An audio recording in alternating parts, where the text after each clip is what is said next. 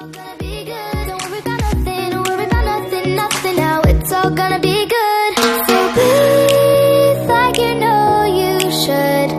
Yeah, breathe. It's all gonna be good. Don't worry about nothing, don't worry about nothing, nothing now. It's all gonna be good. So breathe like you know you should. Yeah, breathe.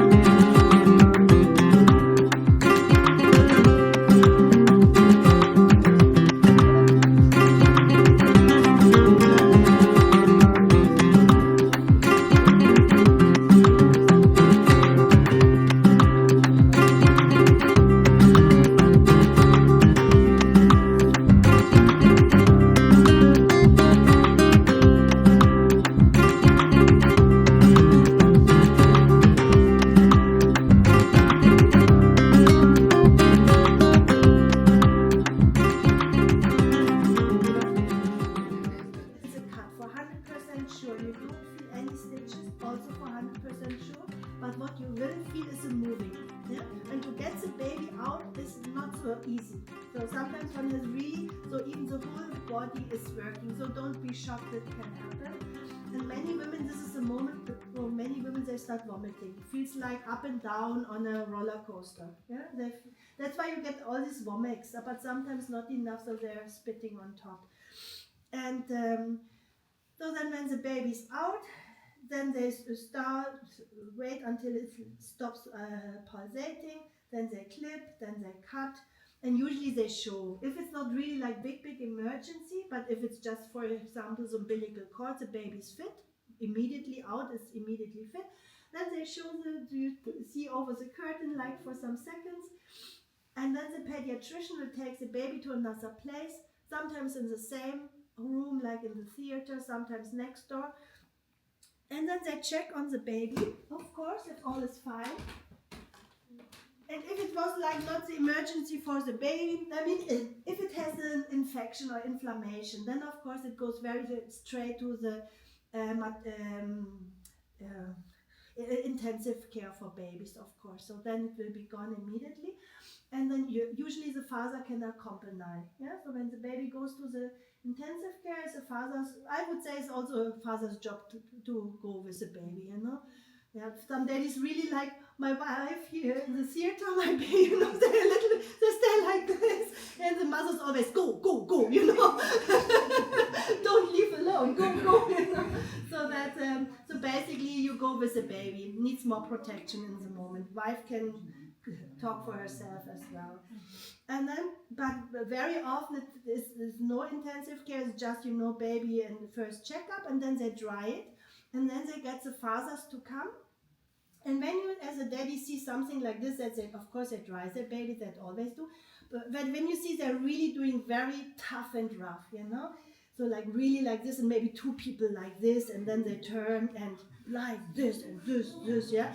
It's not they don't like your baby or they like to torture your baby. That's why I tell you, because some parent fathers really nearly about to hit the doctor, you know. It's when they're too not enough stimulated, because in the birth process they get massaged for half an hour, so they really understand, now I'm born. With the C-section they have some movement, but then they're out, and some babies still behave like being pregnant, you know. But they have to understand, now it's your turn to breathe yourself, open up your eyes and react, and metabolic system must turn on.